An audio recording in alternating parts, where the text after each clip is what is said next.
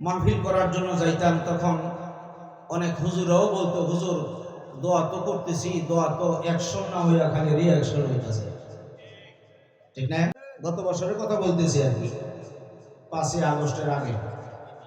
দোয়া তো করতেছি, কিন্তু দোয়া তো অ্যাকশন না হইয়া রিয়াকশন হইতেছে। বেডি তো আর মোটা হইতেছে। ঠিক না?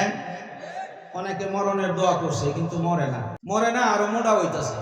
হুজুর অ্যাকশন তো হয় না, রিঅ্যাকশন হইতেছে। আমি বুঝাইতাম, দেখেন দোয়া হলো 3 প্রকার। এক প্রকার হলো ডাইরেক্ট কবুল হয়, সরাসরি সাথে সাথে আল্লাহর দরবারে দোয়া কবুল হয়ে যায়।